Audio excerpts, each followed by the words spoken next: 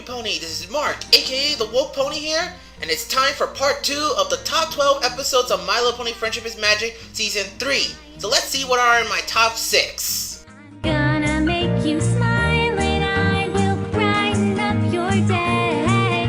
It doesn't matter now if you are sad Number 6. or blue.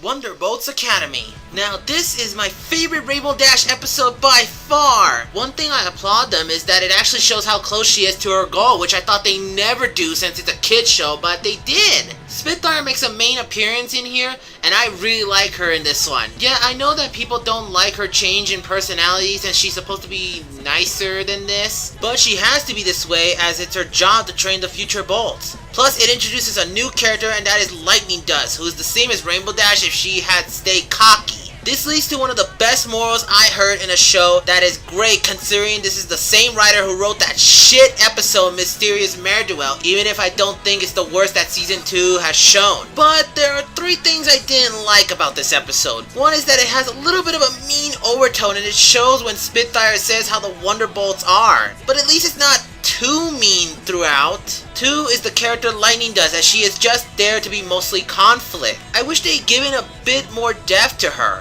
3 is the wasted screen time on some moments. I wish they'd get rid of the Pinkie Pie scenes and any scenes that involves with Ponyville, so that way it could have added a lot more on the new setting we got. So overall, this is a great episode, and I hope Merriweather keeps up, as I'm one of the few people who says she could be great if she does more of this. Now, if you are sad Number or 5. blue.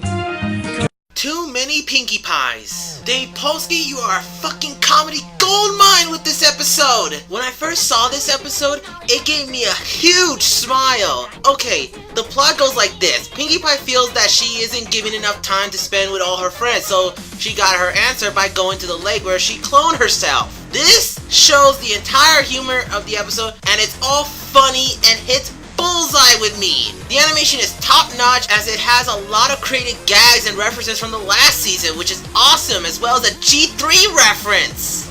You can't make your face crazier than... All the jokes hit well because this is exactly how I see if Pinkie had a bunch of clones. I laughed so hard at this, and it shows that Dave Polsky is not a shit writer if he tried. Now, the only problem I have is how they never figure out who the real Pinkie Pie is, as it's pretty obvious, yet they don't know it's the one that is moping. It shows a bit of plot moving by stupidity, but luckily it didn't end up that way. So overall, this is the funniest episode I have ever seen, and I hope Dave Polsky comes back to write more humor in Season 4. Now, if you are sad Number or 4. blue. Sleepless in Ponyville. For the longest time, I never understand why we didn't got a focused Scootaloo episode. We got an episode that focused on 2 of the CMC, but so why not her? Well, now we got it, and it's the best episode about her in this season. Many people thought that Scootaloo will never be the sister of Rainbow Dash, but they did it anyway. The way it led up to it is just perfect to me. Another thing this does right is how it handles fear. It shows how fear can get to us and affect how we act, and it does it in a way that doesn't frighten the kids, but yet it doesn't talk down to them. This is how I see when it comes to handling adult subjects, and it shits down on cartoons that handles this. Plus, Luna gets an appearance and becomes a mentor, which is awesome! Sure, it's out of nowhere, but still! If there's one thing that bugs me is that while I say this episode has perfect pacing, I would say that the voice of reason made me think this could have been better. I think it's because since this writer is Emmy Award winner for best writing, I think that me wanted to say that it could have been better if there are some changes. But overall, this is a great episode, and I hope to see more of Scoots and Dash in the next season. And to Byter, I have one thing to say. Do you expect this to explain Scootaloo's character in one go? Now, if you are sad or blue. Keep calm and flutter on. When I heard Discord is coming back, I was excited for it. Then I saw this episode and it delivered. One thing that I like is the writing and pacing in the first 2 acts. It gives a more development to Fluttershy as well as Discord, and the 2 really work off on how they interact. It's like green isn't your color, only it's made sure that they are the focus and they don't shoehorn in other characters that wasn't needed in the scenes. It really keeps me on edge if she could able to reinform him, which keep me viewing. Discord is at his best being what he is, and he is awesome! Plus, the animation is great as the animators really got creative with how Discord has it done. It really is sad that this is the most hated episode of the season, but it fits the show, you guys! One thing I do agree with everybody is that this should have been a 2-part episode instead of 1 because of the rushed 3rd act. It would have been so much better if it did. So overall, this is a great Fluttershy episode, and I hope to see more of Discord in Season 4 because they cannot just drop this. Now, if you are sad or Number blue. 2.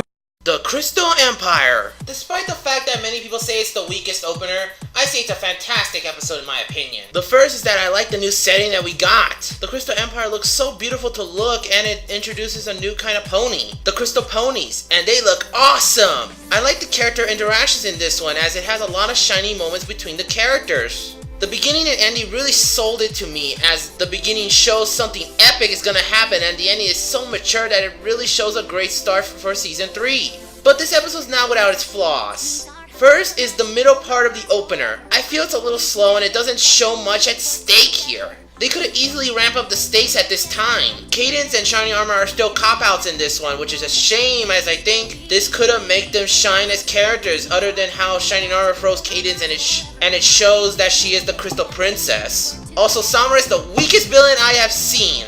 This is why I want openers to have 3 parts instead of 2 because villains could have been awesome but didn't develop him enough. I feel like there's a lot they could show, but we didn't got that, which is a shame as Sombra seems like an interesting character from the start. So overall, the opener is my favorite despite some issues. Now, if you are sad or Number blue. 1. Magical Mystery Cure. This episode you will either love or hate, and I love it! First thing I love about this episode is that it's a musical and a good one at that. Every song like Morning to Ponyville to Life in Equestria is just excellent. It fits with the plot and moves it like a good musical should. The other is Alicorn Twilight as they did a good job leading up to it, and hell, it shows it throughout the entire series. This was foreshadowed throughout the 3 seasons and I say it delivers on that. I really like the idea about the cutie marks and destiny here, as it does show the basis and shows more to come in Season 4. The only problem I have, and agree with everybody, that it's way too fast. I really feel like this could have been better if this were 2 parts. I mean, I want to breathe a bit, but it didn't let me. To me, this should have been the movie, as I feel the idea alone would have handled a 1-hour film. So overall, when it comes to this episode, I like it and it will always be my favorite ender as it shows that MLP is changing and for the better. Please, writers, do not take this away. Don't listen to the bronies who are blind that this will be terrible and continue to make what makes this cartoon great for everyone.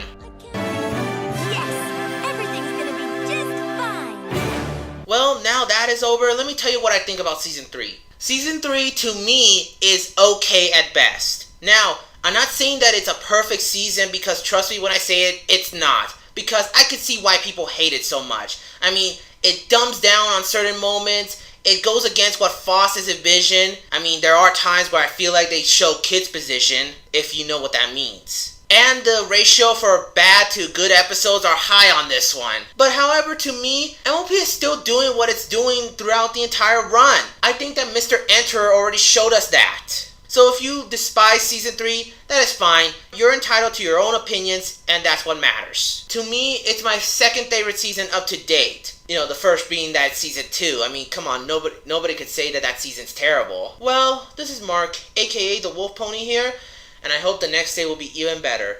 See ya!